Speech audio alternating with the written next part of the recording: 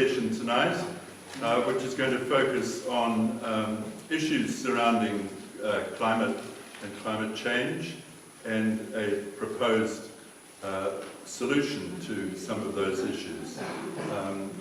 Alison Cole will speak on the issues.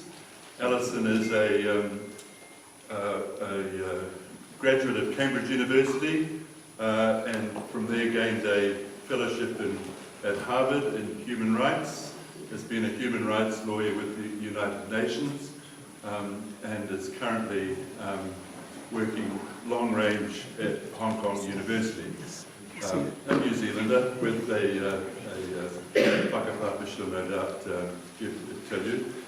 And also Andre de Groot, who's on our Fabian executive here in Wellington. Andre has a master's from Toronto University and is an engineer and will speak about the Ministry for Sustainable Development. So please welcome Alison and Andre, and over to you, Alison.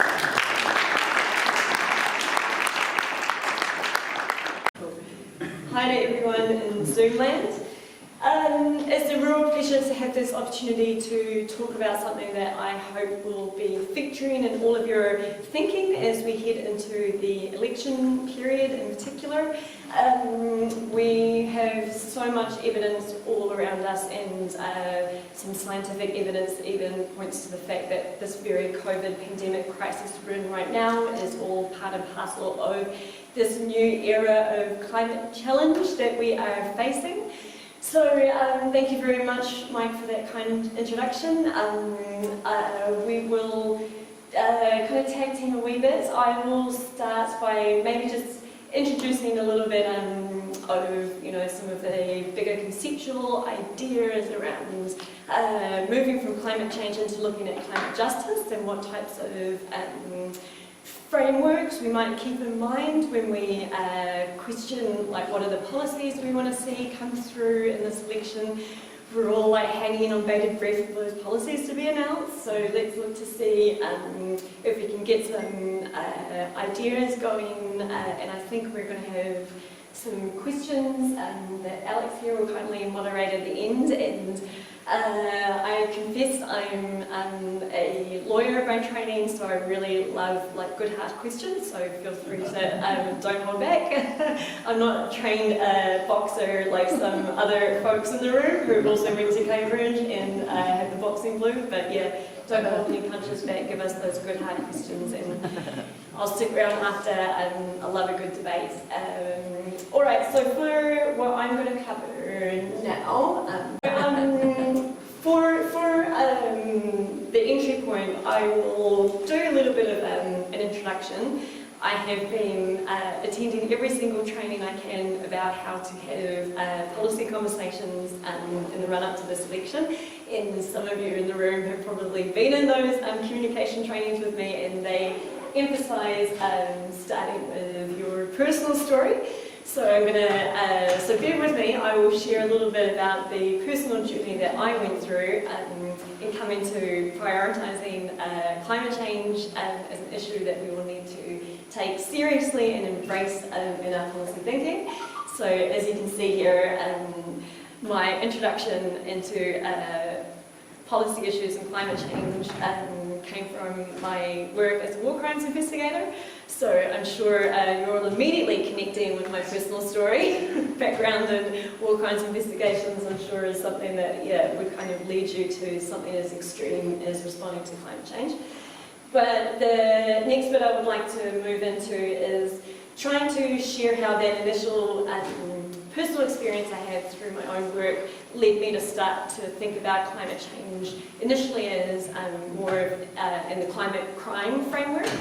And you can probably guess that's quite an extreme approach, and hopefully then when we move to the next section talking about climate justice, you'll see this is potentially a really constructive way to think about policy issues this election, what does climate justice look like globally, what would it mean here specifically in New Zealand, And I'll wrap up just by finessing some of my own personal thoughts on that question before handing over to Andre to give us a little bit more of a very specific idea of what a climate change solution framework could look like in New Zealand.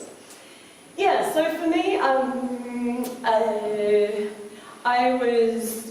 child of the 80s, Aotearoa. So sometimes I have a little bit of a joke with myself because I kind of, if anyone can remember Aotearoa in the 80s, it's, yeah, not saying that I grew up in a war zone and then ended up working in a war zone, but it has been said to me a few times, yeah, back in the day.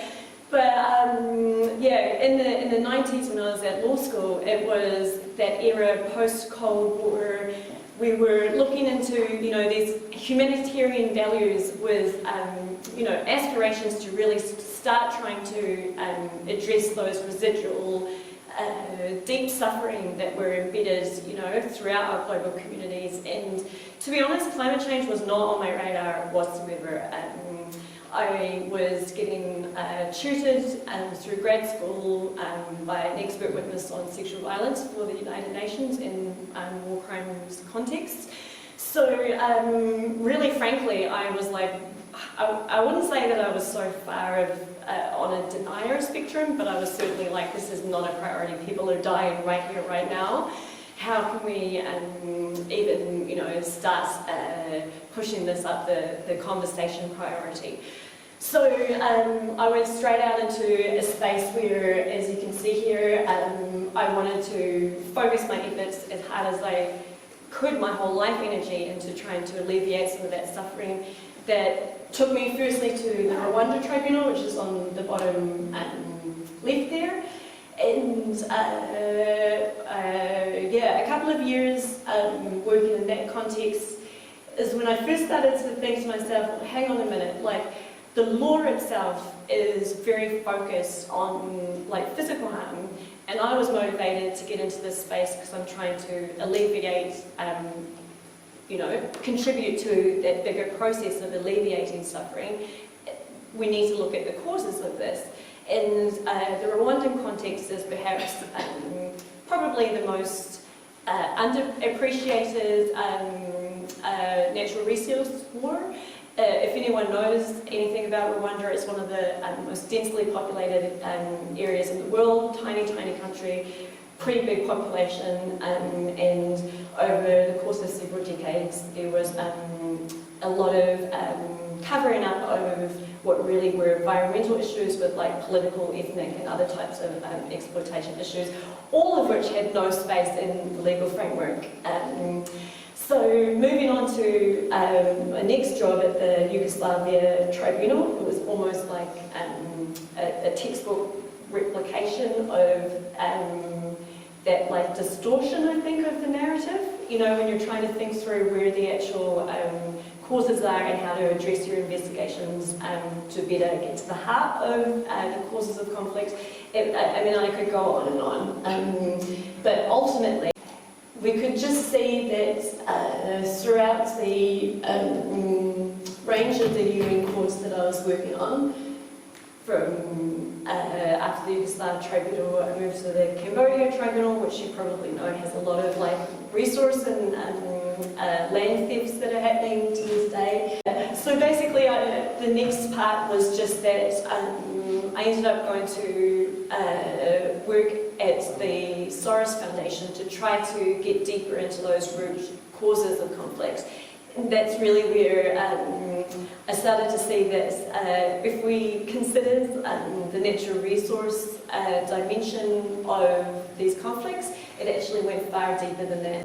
We're really looking at something that I would say we're only just starting to connect the dots to kind of get behind the facts to really see what those root causes are, and then we're starting to realise that's just the tip of the iceberg, and as we're moving forward into the future there is going to be obviously a lot more of these climate-based international conflicts. So this was just to show you a few other contexts where I have been working where at first you might just think like East Timor closer to home.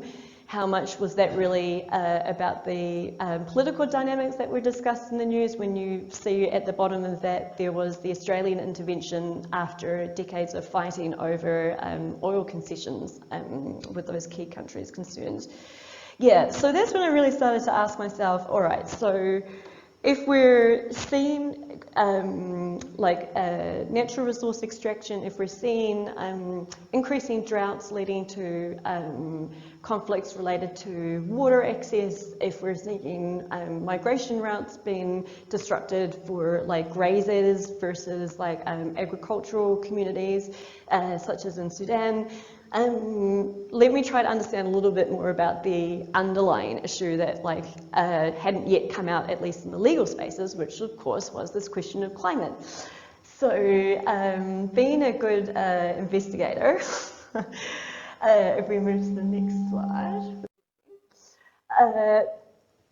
I went following the evidence, as they say in the investigative space, and that took me back 2.5 billion years, which was the time when we started to have the first, and I'm feeling really embarrassed because I know there's people in the room who are far more qualified than me to talk about science, and especially climate change science.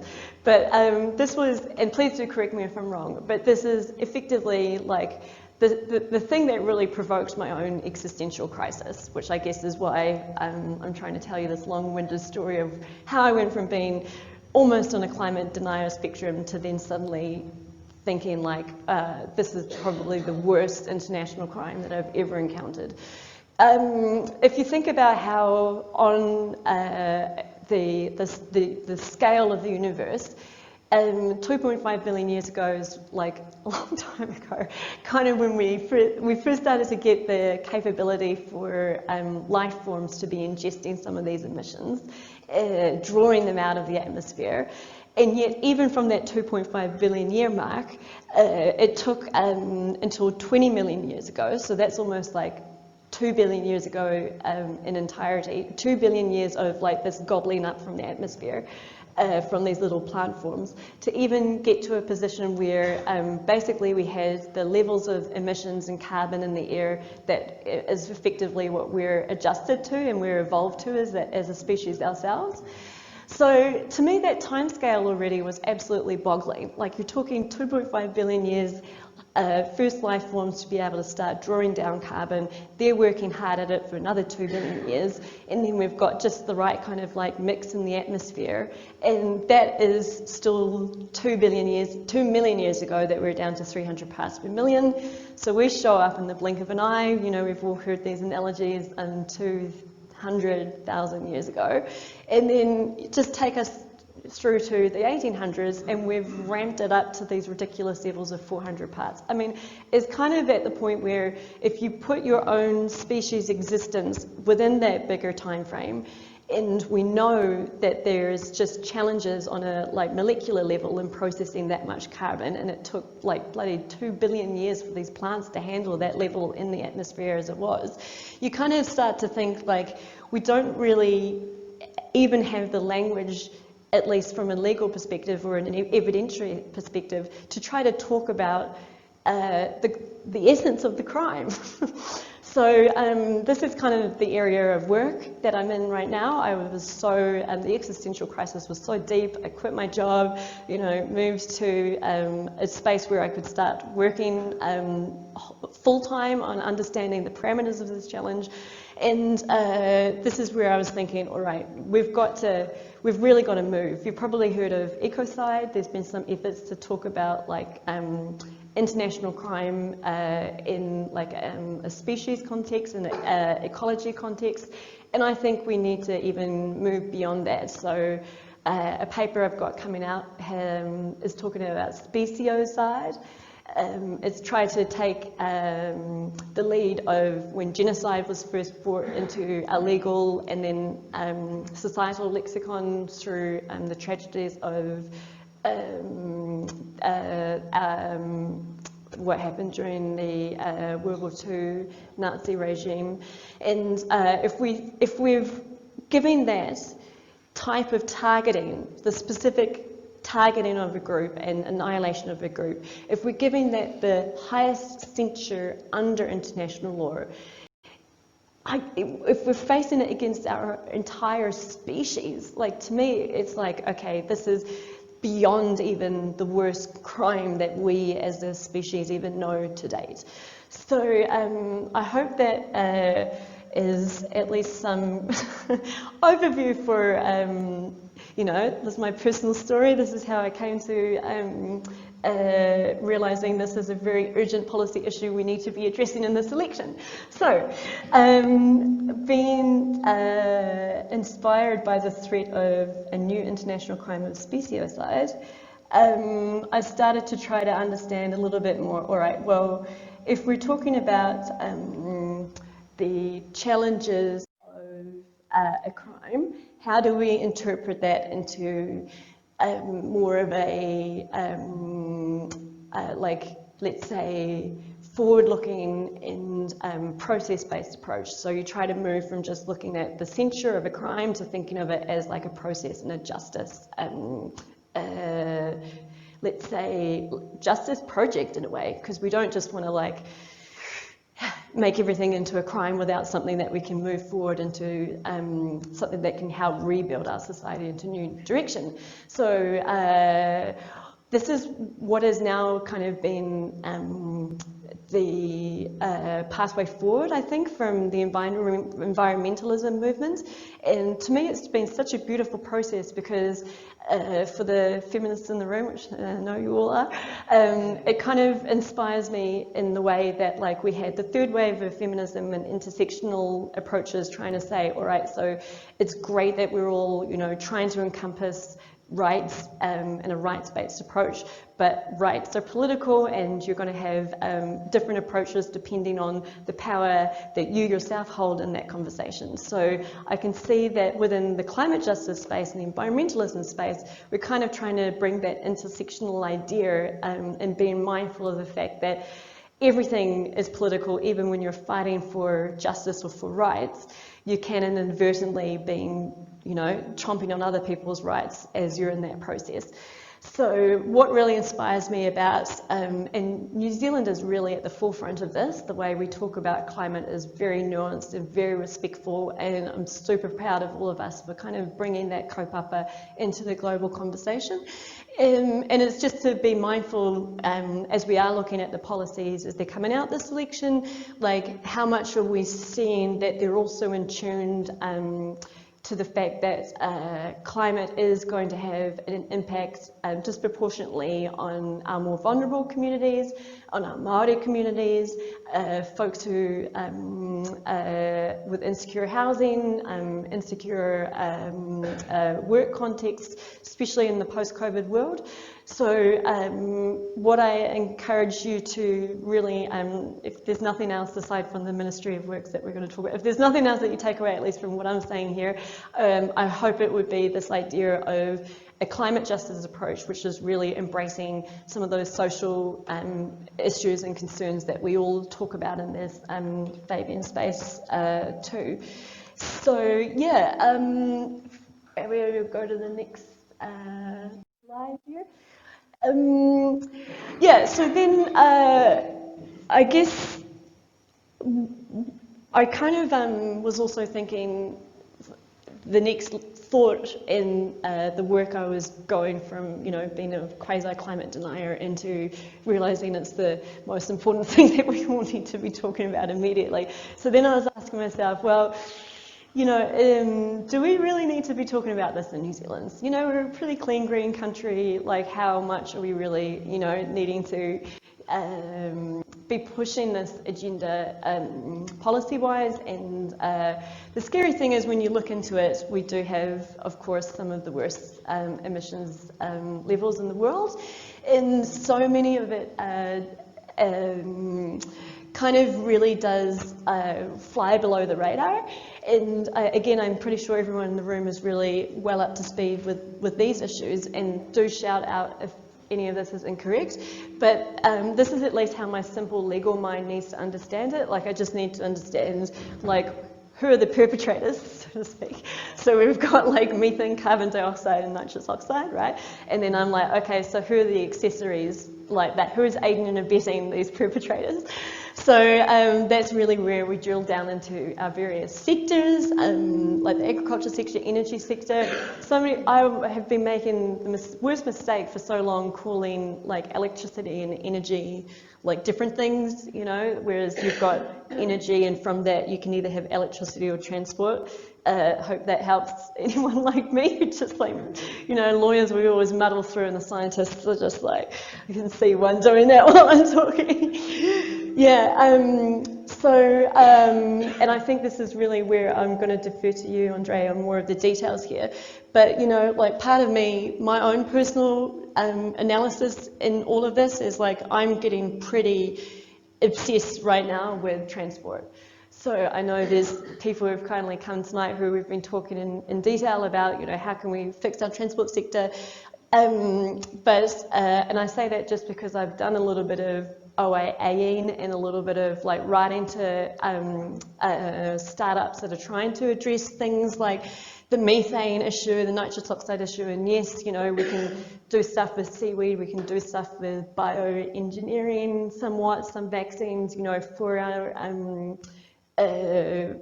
agricultural emissions, but like really at the end of the day there's not really much that's going to be done, at least in the 10-year cycle. That's kind of the feedback that I've been getting. So I've almost just been like, right, well now we've just got to move with the solutions that we can find, and my own personal opinion is like, you know, we've done crazier things. I think there's someone in the room that was behind bringing MMP forward when it seemed like it wasn't even feasible. So I had a great chat with that guy who said, well, yeah, why don't we just ban all cars? You know, seriously, come on, it can be done. Why don't we just bring in or nationalise the EV charging network, you know, shovel-ready projects, let's get going, COVID recovery and all that. Yeah, so, and the last one there was just to say I hadn't realised, I love this word LULUCF, you know, all these acronyms, turns out it's not just lawyers who love them, so they start to feel kind of cool when you know a few science acronyms, but LULUCF is like the stuff, the projects and policies that take draw down in the same way that those like initial plant life forms were taking all of that emissions out of the air 2.5 billion years ago. The only trouble seems to be that we seem to really focus on commercial timber, which then gets chopped down. Yeah, so we've got a long way to go, and I'm really looking forward to finally seeing some manifestos coming out from different parties on how exactly all of that. But I guess the general message there is just that, yeah, we've got a lot to do here in New Zealand too, and I think the best out of most countries in the world now in terms of being able to actually get out and do stuff. Yeah, so hopefully this 2021 can be the climate justice year.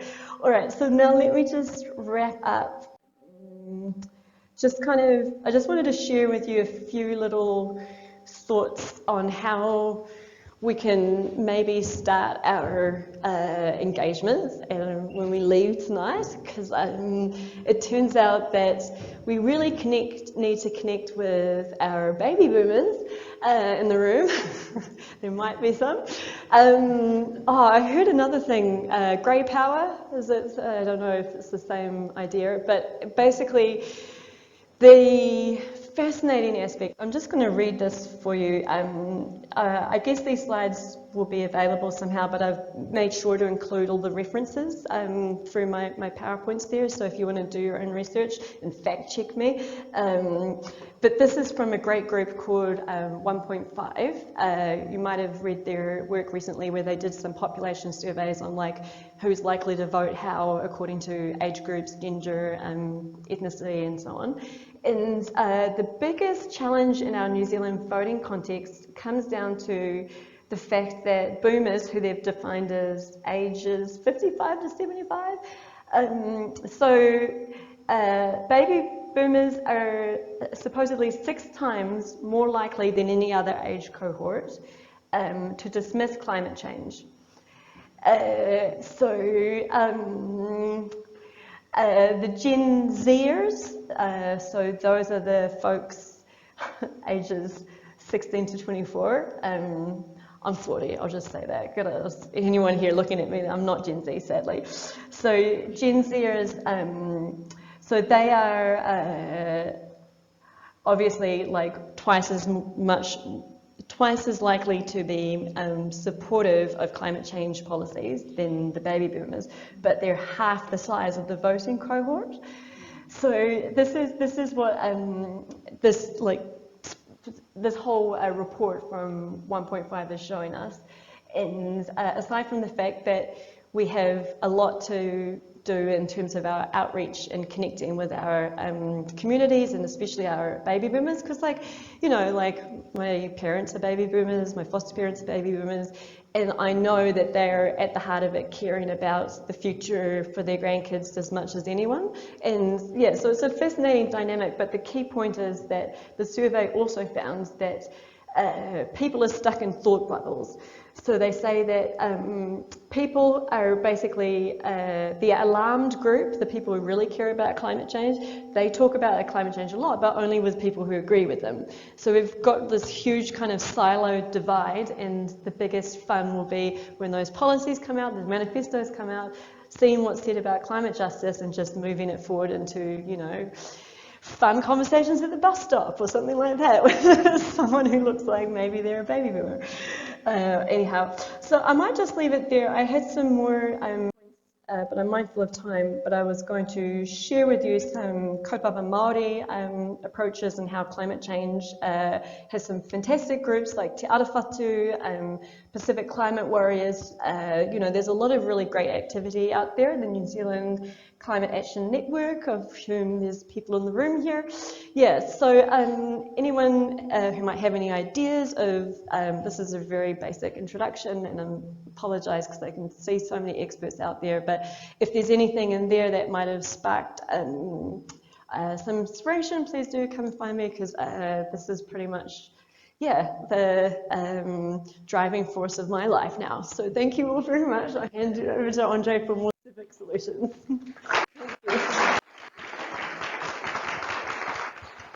So my talk will be on what I see as a solution in terms of a Ministry of Sustainable Development. I will talk about a number of initiatives that could be done.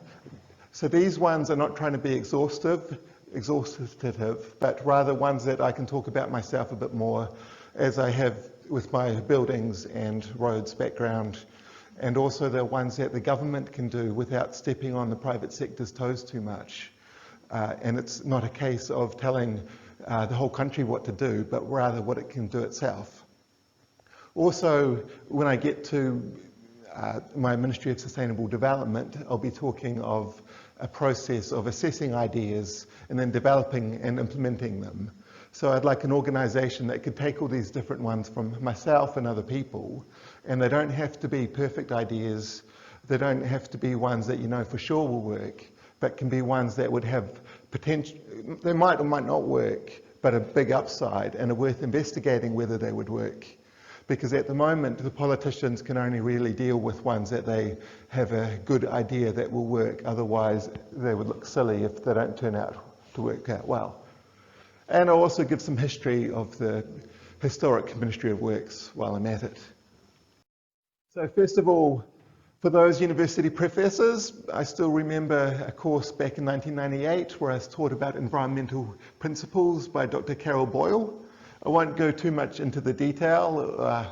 The screen's doing something funny. So on this side, it shows time, and this side, and this is carbon dioxide and how it is going up.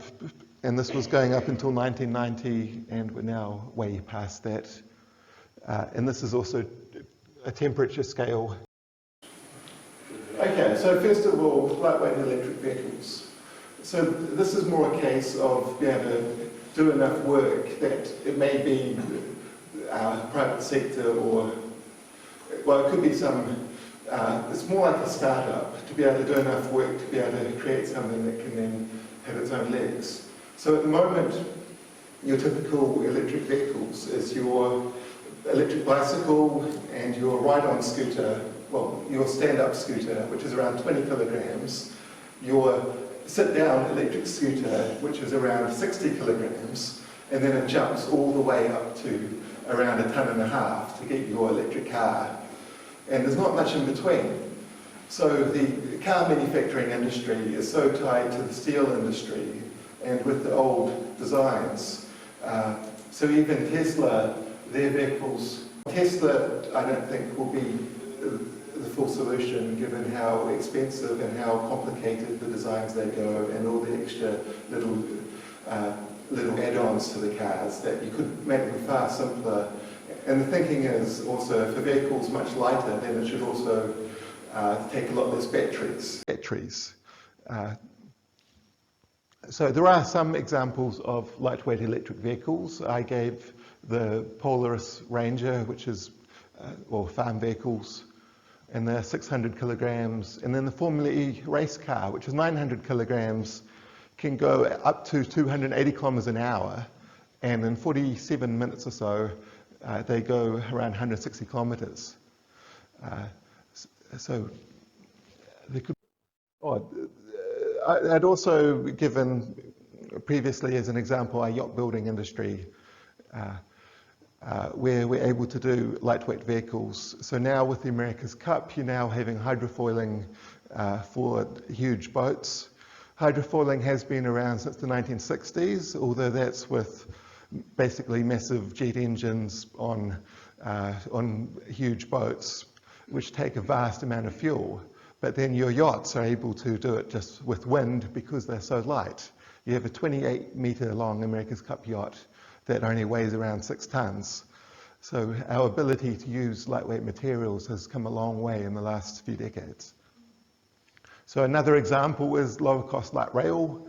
I give it because light rail is, well, it's more comfortable, you have higher capacity, you can have long vehicles, you can have the traffic lights turn green for them every time the light rail arrives at the traffic lights, especially if you give them their own lanes.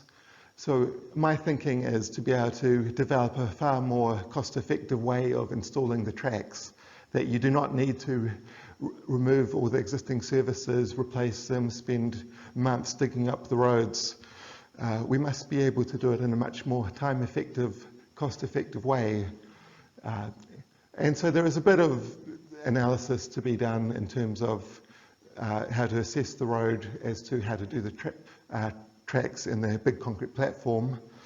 But at the moment, the concrete platform seems to be the same or similar design to how it was done over 100 years ago, when our engineering analysis methods have come a long way. Even for normal road design, it's quite often, or assessing existing roads, it's quite often to use some reasonably advanced dynamic techniques, such as the falling weight deflectometer, where you have a truck drive along, drops a weight onto the road, and then it measures the waves as the waves move through the ground. But I reckon with a team of like just around 6 people, you could do a lot of work to be able to develop far more cost-effective ways of installing light rail that would then allow it to be used to replace quite a few different high-capacity bus routes. I give the example of the LR55 track system. So you see rubber between the steel rail and a smaller concrete beam. And also, if you use the same gauge as heavy rail, then you're able to have what's known as tram train, where vehicles are able to travel along along streets and then go onto the existing rail network to be able to continue on the journey. Bulk purchase of electric cars. Now this is already occurring to some extent, but I'm trying to say that it could be done in a much more centralized way so that you have 1 or 2 contracts to supply all the government's cars. So I remember when I worked for a road contractor around 15 years ago that there were times when the contractor would be able to buy the cars at a large quantity, at such a quantity that they could have a 30% or more discount. And then they were able to use the cars for a couple of years and sell them for pretty much what they had bought them at after a couple of years of use. Now, if the government was able to achieve the savings of 30 to 50%, that would hugely help New Zealand shift to new electric cars. We struggle at the moment with our old car fleet, and very few people actually buy new cars. We rely upon second-hand Japanese cars, which is a slow way to do it, and this could be one way to move much faster. We could also let private individuals and other businesses join in on the bulk purchase contracts. Mass timber construction, this is how you store carbon. So there's technologies that are sort of so close, that have been used, and we could use far more. So in this case, you have laminated veneer lumber being, so it's kind of like plywood, but it's all aligned in the same direction, used for the columns. These beams are glue lam, but they can also be your laminated veneer lumber, LVL. The floors can be cross-laminated timber. And here's another example. So the government does try to incentivize the use of timber, but the problem is every new contract, every individual building, it's always cheaper to use the existing technologies, even with a program of works that after, say, the first 10 buildings, it may be cheaper to use the timber design. But the problem is, for the first one, it's always going to be harder to use timber if the designers are not as familiar with it and the contractors are not familiar with it. So the next example, this was the proposed Bob Jones timber building, where the full design was done for it, but no contractor was able to give a fixed price to satisfy Bob Jones, so he did not go ahead with it. Now, if you're doing a program of works and you understand that the first ones will just cost more because people are not familiar with it, and you might have to do some research and development to be able to work out how to do it well, then you can tackle it.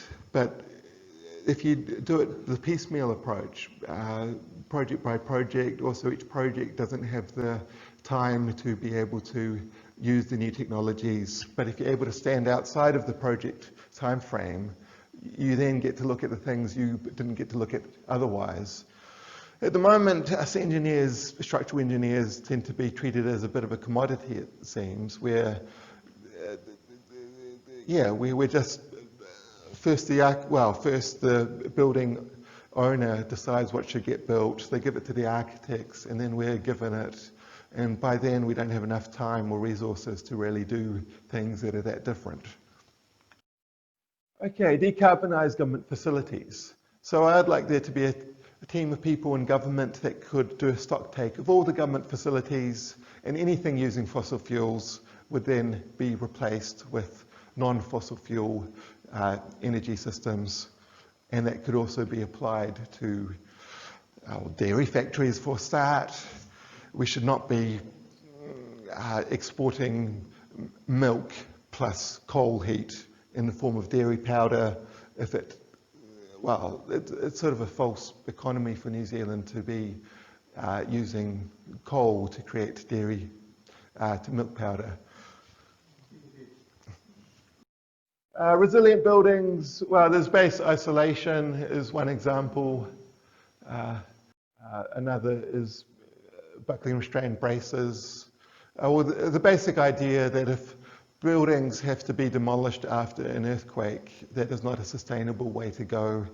And you want them to be able to basically last forever, and if they need a change of use, to be able to keep the building and to be able to change what's inside while keeping the building. Also, with our building code, it focuses so much on the bare minimums of new buildings. It should also describe better practice that we should be aiming for new buildings, and separate that of existing buildings with both the slum level at which buildings can be demolished, the minimum standards they should be brought up to, but also better levels they should be aiming for. And our building code, such documents should also address strengthening after something goes wrong, such as an earthquake or other damage to buildings that you then need to fix it up.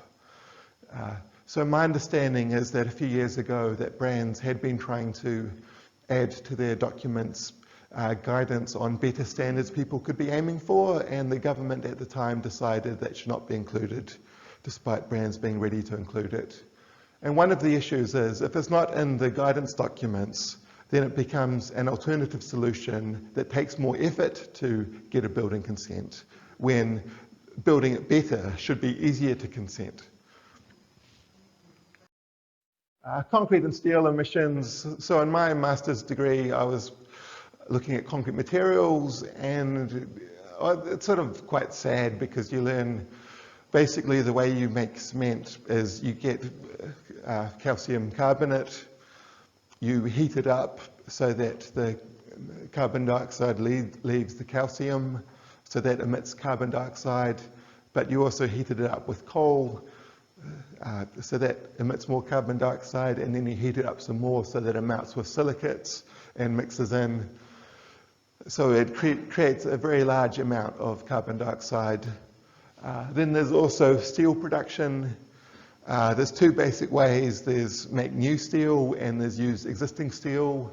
If you use existing steel, you can do a electric process like we used to do in Aotearoa with Pacific Steel, but now we've turned off that plant and just make new steel, which, so you have your iron oxide, and then you add lots of carbon, lots of coal, coking coal, to make your carbon dioxide leave the iron, but it again leaves, has large amounts of carbon dioxide leave. At least it's a point source, so you could do something with it.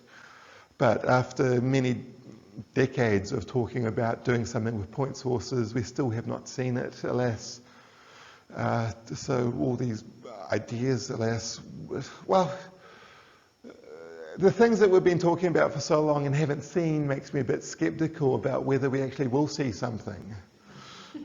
So there was the Nelson startup of, I think it was looking at sewage treatment ponds and trying to grow algae, but it never got enough energy out of the algae and enough uses out of the algae to make it economic. The company kept on going. They kept on trying to sell it to people, even though they knew that it was not going to go anywhere. And it just gives the whole sustainability side of things a bad name.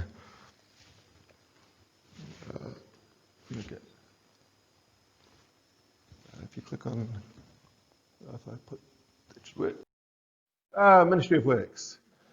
So I'll start with the guy behind the Ministry of Works, Sir Julius Vogel, who's also an author, Anno Domini, which his book I've just started reading. It talks of universal suffrage, it talks of a lady prime minister, and yeah, it's quite an interesting book. So he was the gentleman behind the Ministry of Works. So this book is from Jocelyn Noonan's book on the Ministry of Works.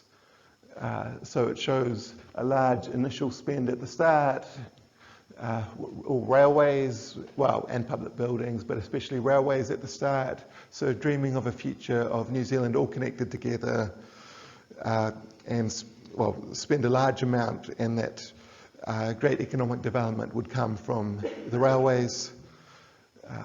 There have been some ups and downs with that, but yeah. So these are different things the money went on. Railways, 17%. This is over the entire life of the Ministry of Works up until 1970. In terms of 1970 costs. So railways, 17%, public buildings, 11%, electrical generation, 23%, housing, 15%, defence, 6%, miscellaneous, 6%, roads and highways, 22%. Okay, if you admit them and then click back on the thing. So then I go like that, and it should work. Yes. So the Ministry of Works. So it directly employed engineers from the very start. So what they did was, we wanted a public works department. They hired engineers. Those engineers then went and worked out where railways could go and supervised the construction of the railways. So we were small little colonies on the coast of New Zealand and became a nation, and that was an initial goal of the Ministry of Works. The infrastructure for our economy, and yes, it is complicated in terms of colonisation, so breaking up Maori land and environmental effects. So the head of the organisation was an engineer who was able to talk directly to government. Now you got so many different levels of government before you actually get to an engineer who can speak for themselves. So those in the industry don't really know who to talk to, and those at the ministerial level can't just find people who can give non-biased advice, who are not just salespeople trying to sell their own company's wares. Worked with academia and industry to develop guidance documents, had a culture of training and learning that the whole industry benefited from, was considered one of the finest public works departments in the world, and New Zealand gave up on its ambition when it disestablished the Ministry of Works in 1988. So now the government does not, now it seems for some political parties the government ambition consists of the large road projects it intends to do, which again is, I suppose, on the lines of the Ministry of Works, but otherwise, it's leave it up to the private market.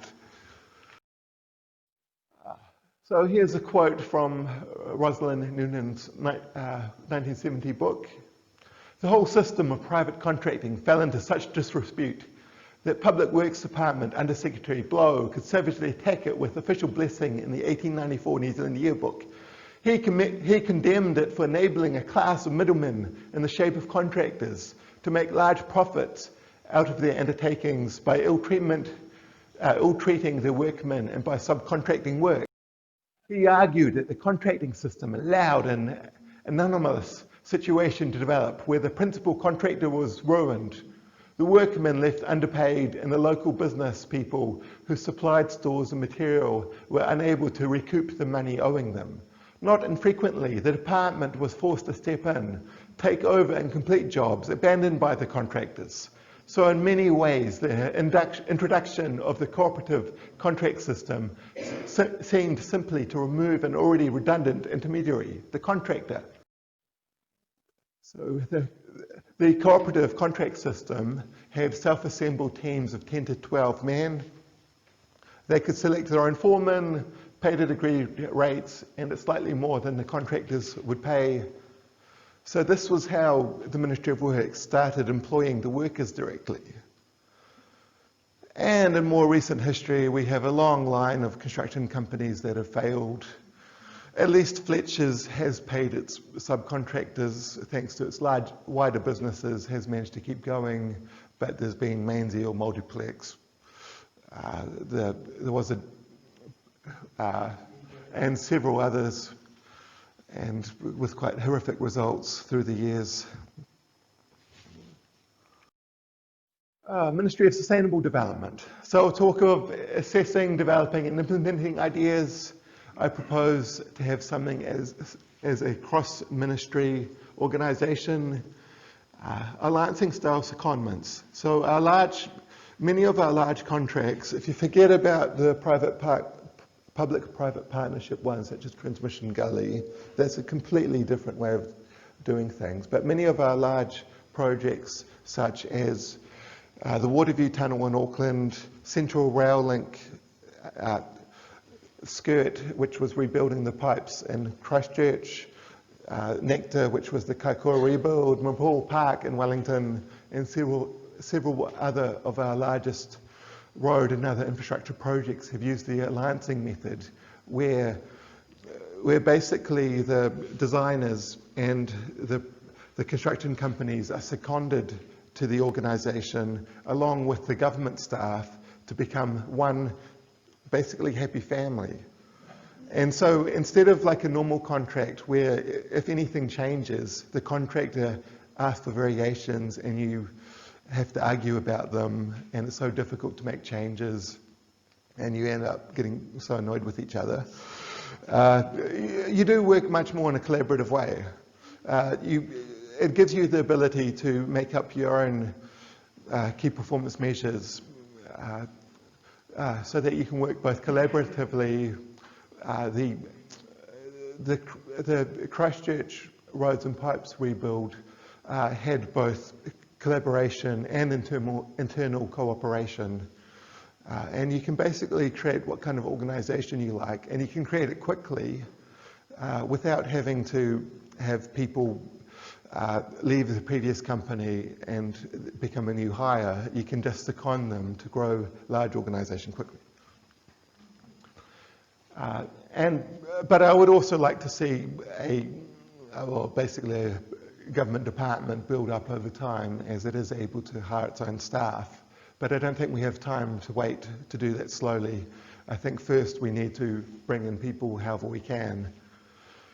And my suggestions is to try to fill gaps where things that have not been addressed very well get addressed, rather than trying to address the things that are happening already. So I see a lot of horizontal infrastructure is getting built fine, so I'd not be trying to look at doing that. Vertical infrastructure is having more challenges, so your building of larger buildings has had more, I don't think there are any like tier 1 construction companies left doing it in New Zealand.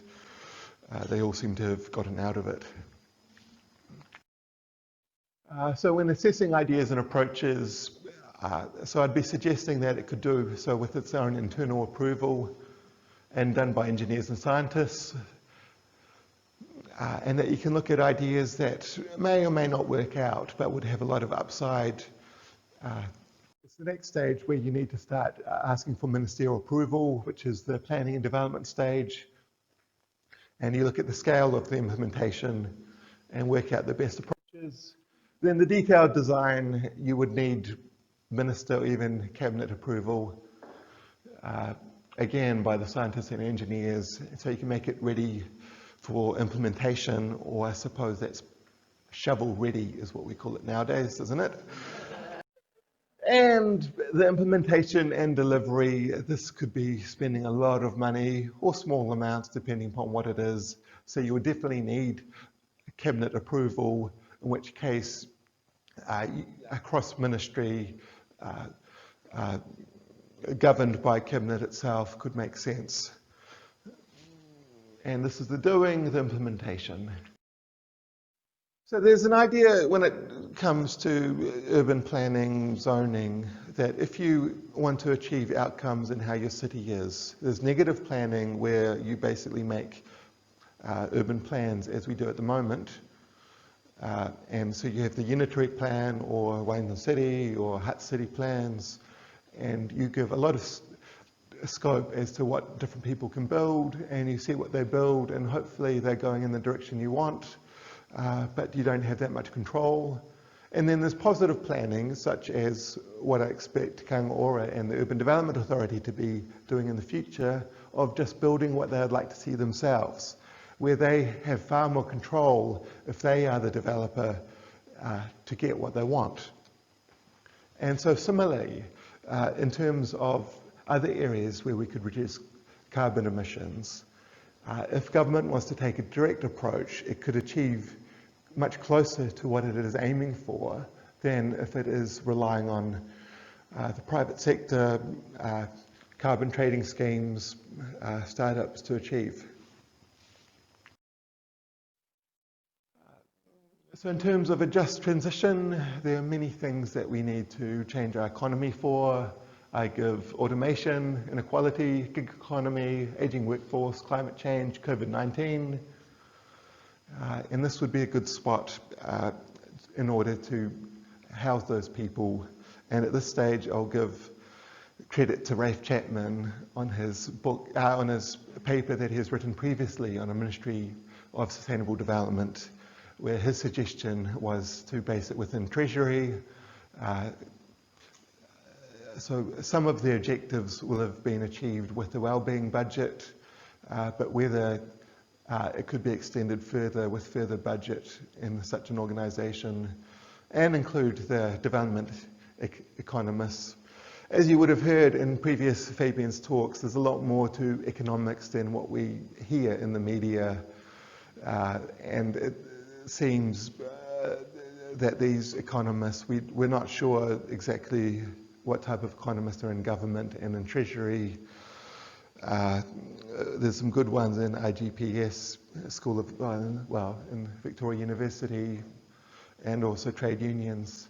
But we would like some high-profile ones that can speak to the public. Okay, so when I look at the COVID-19 response, one aspect I'll pick up on is how lucky we are that we have Dr. Ashley Bloomfield, a public health expert who is in charge of the health system. So the previous person in charge was an accountant, and we're so lucky that instead it's someone who can take responsibility, who knows enough and can give good advice. And so I'd love to see the engineering sector be able to have that again. So it seems there's this idea in the public service that you can have generic managers and generic policy analysts who can move from ministry to ministry, department to department, and do their best to avoid being captured by a department. This whole idea is quite surprising to an engineer.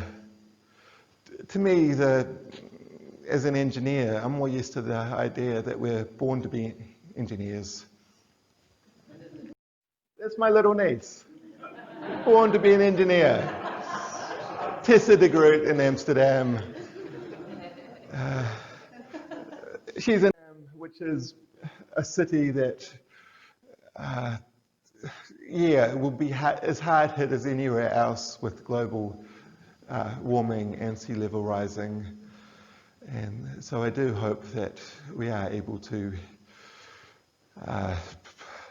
avoid the flooding of Amsterdam. And so for that, I'd love for us to do all that we can.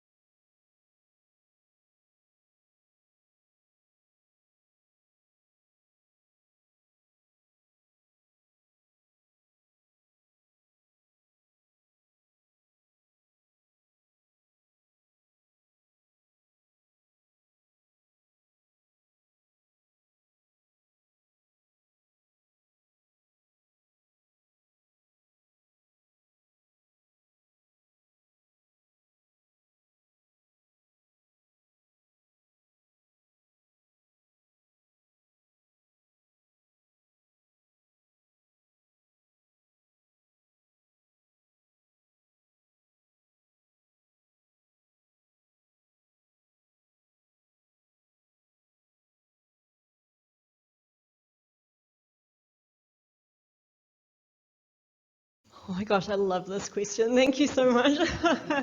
Yeah, and it's such a common one that comes up in debate, and I would really love to hear if you think my answer is even half pie addressing the core of what you're saying. And I'll go back to my feminist roots, because from my upbringing in the gender studies space, what you've just described is what I think a feminist activist or theorist would say is victim blaming. So I find those arguments really hard to swallow when I think of the kind of David and Goliath struggle of trying to change the system as someone who is so imbued with the system and disempowered by the system. So it also kind of draws on my own personal experience of growing up in foster care and in the kind of more socioeconomic, well, I already confessed I'm from Porirua in the 80s. So that kind of approach of trying to change or survive a whole system that's kind of designed against you.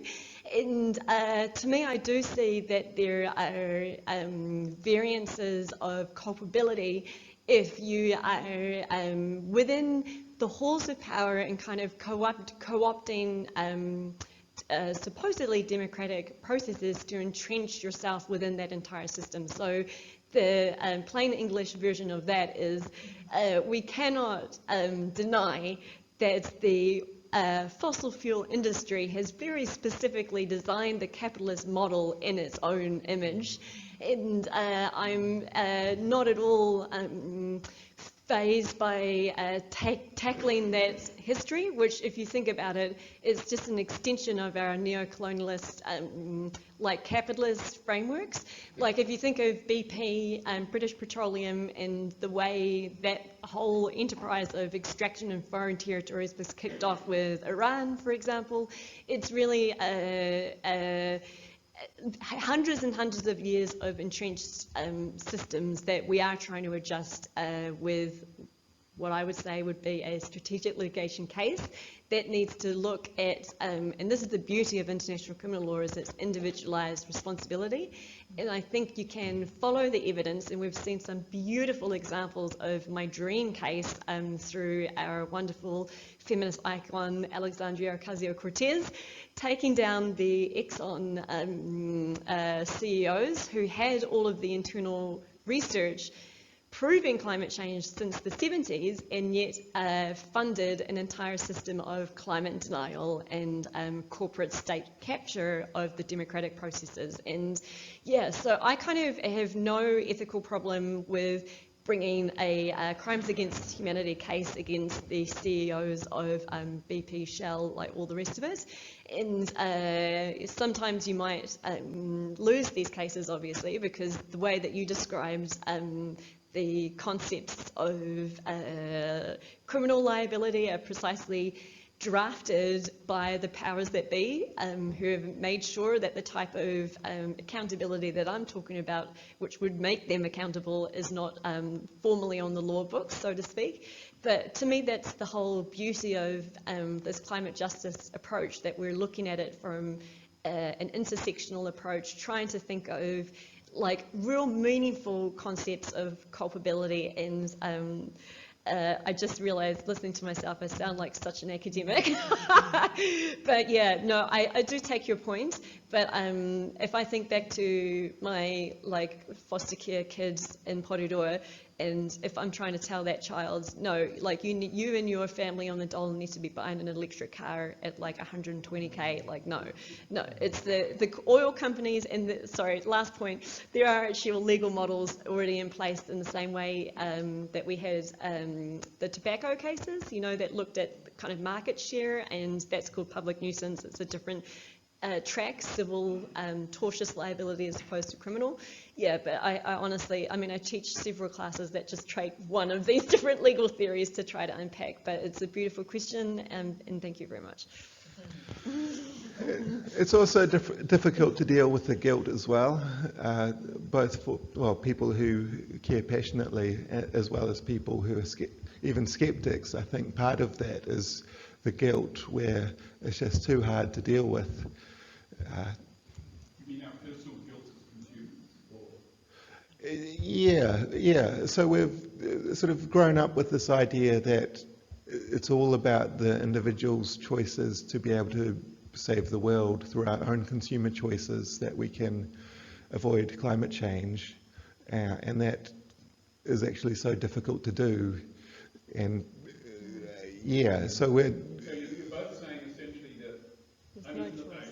Yeah. Keep going. No, come on, keep going. I'm just saying that we don't have any guilt. I mean, surely it's a relative matter. I think people feel it. Corporates have some guilt, but we do as well. But we have no power and no choice. Yeah. I was thinking there are little things that us ordinary people can do. For example, today hearing about Kiwi Bank, I'm really thinking seriously about switching from the bank I'm at to Kiwi Bank. Exactly. So there are things that I can do, we can all do. Yeah. Mine's a very short question. For the people online. It's how do we support Glueland? You've talked about it. How do we support the first of the, say, 6-story Glueland buildings? They're doing it in Melbourne, but different earthquake. How do we support getting that first one done? What's the mechanism? Well, if you sort of have your little team that you are doing a program of buildings, and that so you are given a building that you then get to do it. Someone's got to pay for those extra costs up front. The industry learns. Yeah. And so then instead of just doing some little comparison of costs for an individual building, you have your, Ministry of Sustainable Development, or even Aotearoa is probably harder for Aotearoa will be doing it for some medium densities, which is not I'm thinking also the multi-story. And so you have this group which you're not doing it on a fixed cost, but you're just willing to accept what costs come, basically.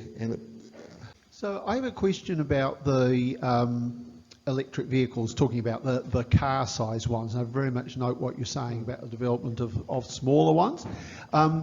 So there's what I saw there was a lot of support for bringing in more EVs, but the other side of that is the charging network. And right now we have a privately, or at least one privately owned charging network, which is run by ChargeNet. But my understanding is that that was a bit of a build it and they will come operation, and now without significant government support for EVs, they're thinking, are they going to come, and can we hang on financially till they do? So my question was, with a possible chicken and egg situation between EVs and charging networks, how in policy terms should that be dealt with by the next government? Just a small question. Yeah, so my approach would be you have your contract to buy a large number, and if you need to, then this central government agency then installs them themselves one way or another. That would be my approach. Yeah, and there's actually a brilliant report that's just come out from MFE, I think, end of last year, on exactly that question, and trying to unpack whether the psychology blocks of EV uptake would kind of override everything.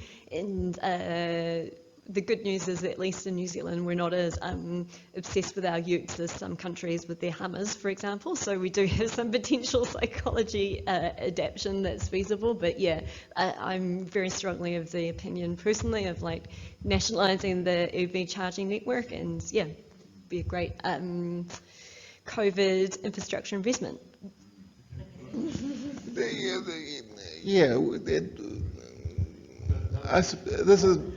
It's an area where as to nationalisation or not, I don't really have an opinion. Some other areas I may, like electricity generation, but that's a bit different. So So you obviously need to work in with places where people can sit and have a coffee while they charge their car, and yeah.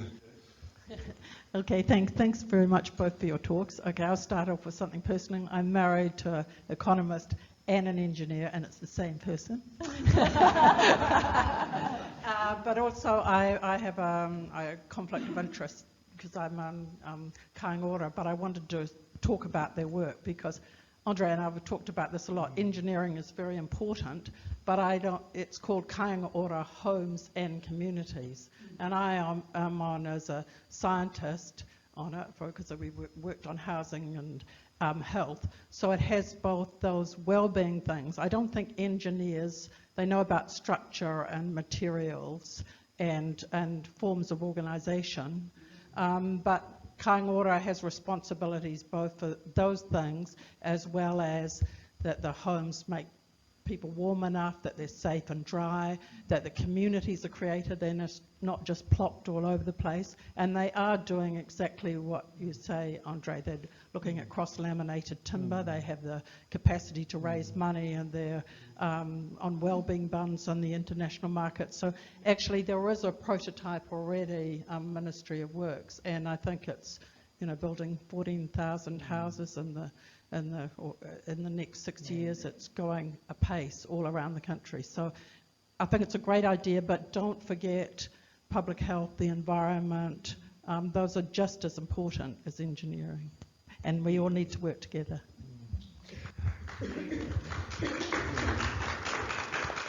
Yes, and sustainability definitely covers social sustainability and, well, obviously environmental and economic sustainability. And yes, definitely all these different things do contribute, and it should not just be a sole dry engineer organisation. And they have to meet a time reduction in carbon emissions too. Yeah, and I would not be looking at duplicating efforts that are done by Kaingora, but yeah, working with them as well.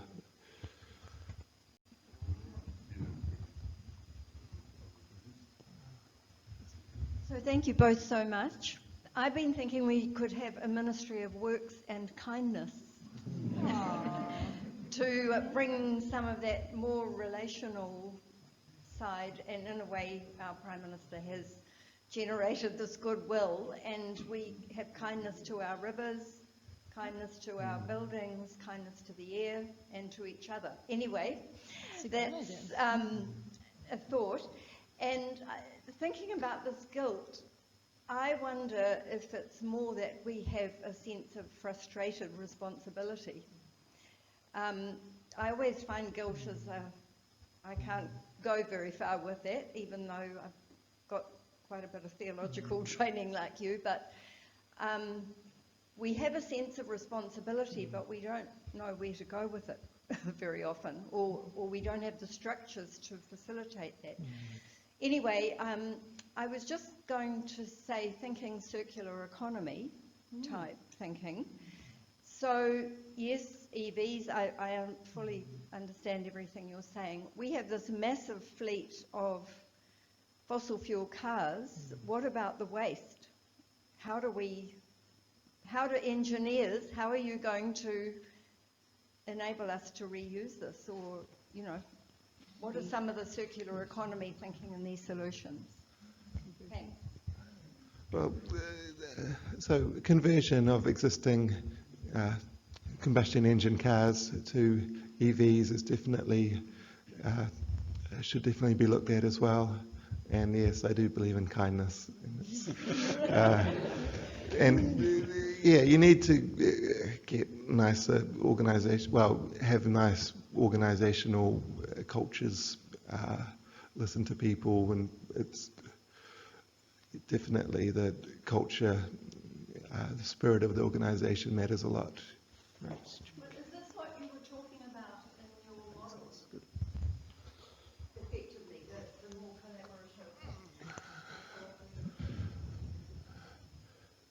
collaborative. There definitely is an improvement in the working relationships. yes, and the collaborative sort of alliancing methods. And it does reduce arguments as well and disputes. Hiya. Yeah, well, look, I'd like to make a comment if I could. I'm one of the last two surviving members of the Ministry of Works. But it also had, by then, the thing that wasn't acknowledged was that by then it had become the Ministry of Works and Development. And in that context, a lot more of the things that we're talking about were certainly being thought about, discussed about, and we're starting to breed a new set of professionals who were looking at the world with a much wider view.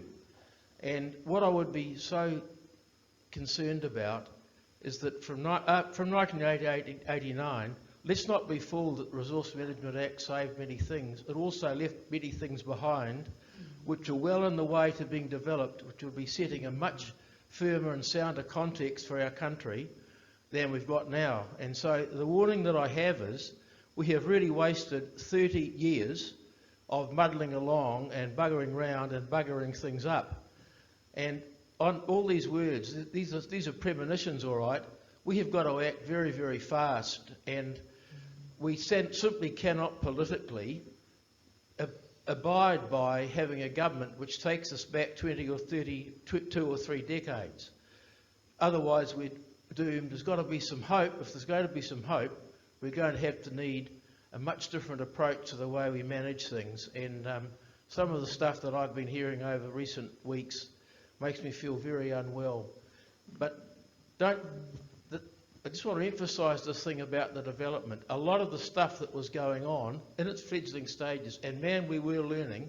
A lot of us were influenced by 1972, which is a very hallmark benchmark year when a particular book, which has just been republished, that influenced a lot of us, and it led to a party in New Zealand which was looking at political movement, which started to do some things, and we lost momentum completely after the fourth Labor government.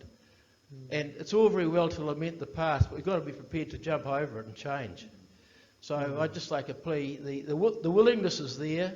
There are a heap of young people who are very, very clever. They know a lot, but we mustn't lose sight of the historical context, because the historical context gives us a lead as to the way we should move. Thank you.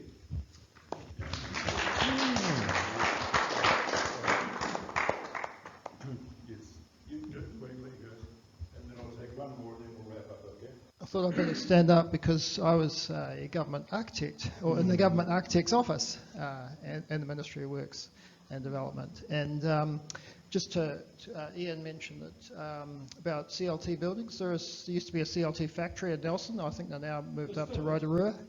And there are CLT buildings around. This one in Mahina Bay, which is, so there are a few. And they've been around since last century. In Austria they started, in London, plenty in Australia.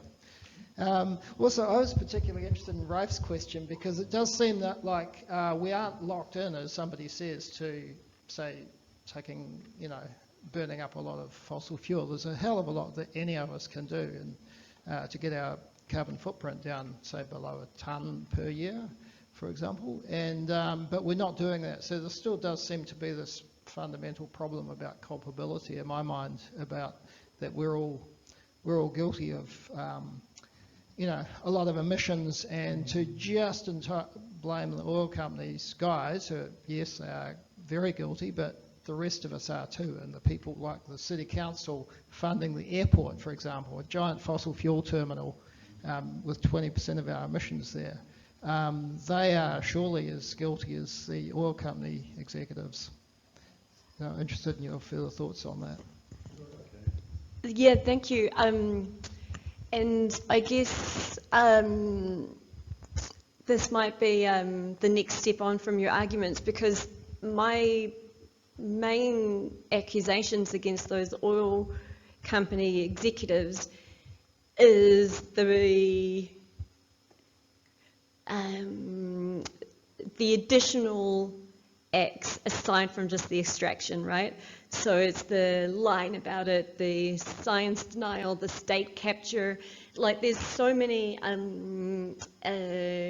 really concrete and deliberate what we would call like common purpose acts, so kind of like a conspiratorial framework, which is really intentional, the way over decades and decades, and like BP's been around for even longer than that. So I guess it's hard to try to put it within like a domestic crime context, because I see it more as what you might look in corruption crime. So the United Nations does a lot of these kind of bigger like corrupt state criminal cases. So it's a process wherein basically we're moving beyond thinking of it as like a individualized citizen action to looking at the bigger structures that have been put in place by powerful actors above the citizen.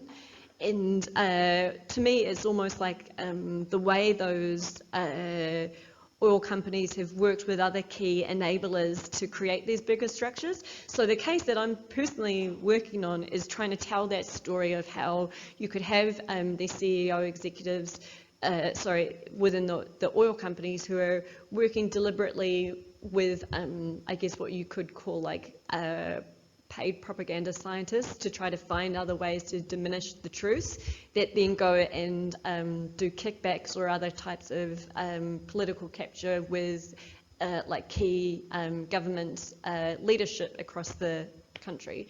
So the reason why I really want to de-emphasize the role of the citizen is the fact that, like, if you just try to think of pathways of change and how change happens, sometimes you do need those big, bold policy directions coming from government, or you need those key legal cases like you saw in the civil rights area, like Brown v. Board of Education, for example, where you're got the actual mechanisms of governance and power, be that legislative, be that executive, be the courts, who are kind of taking on the structure at the level of the structure. Like, the citizen really can't do much, you know?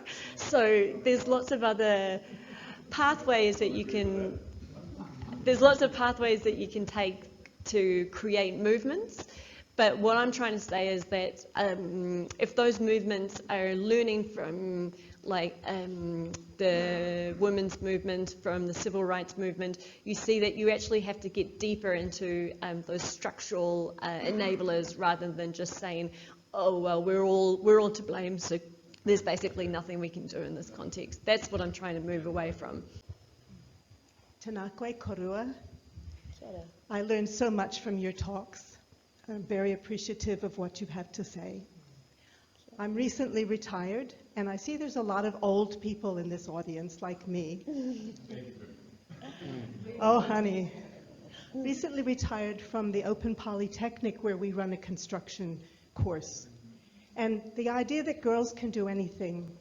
I recently had a 19-year-old on the phone crying about her assessment in her construction course, and I said, well, how long have you been on tools? She didn't know what I meant. There is probably a reason why the structural engineers are brought in at the last moment, because we don't have enough laborers to dig the earth. Do we? Government has just brought back the apprenticeship program, and I hate to say the personal thing, but I'm the granddaughter of an Australian engineer who moved to New Zealand after World War I, and my mother handed out the Fabian Society flyers on the street corner, but I only heard trade union mentioned once. Shame on the Fabian Society. How many can raise their hands and say they're in a union? I don't see that many. No, I've been a member for many years, but because I have to go to Lower Hutt and take the bus out, I don't come very often. So that's why I'm so afraid to say anything. But I really enjoyed your talk, and I would like to know where you think you're going to get the apprenticeships filled with people who know about their tools, because I also have a cousin in Auckland who is a site manager, and he keeps telling me how our graduates just don't know a thing. All right. Yeah, with an industry where you have so many small little, say, builders, they seem to be a bit reluctant to take on apprentices and scared that if they train them up, they'll lose them. And then one of the things that the Ministry of Works was renowned for was the large numbers of people it trained up, how well it trained them, and I suppose how many it lost, but it lost them to industry, which is how industry gained its trained people. And so it's, yeah, it can be difficult with it. It's sort of, the commercial pressures can be against those of training people well, which, yeah. Okay.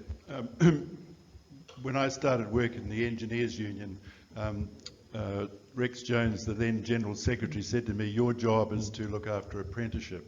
And my background originally was as a Catholic priest, which I'll come back to in a minute.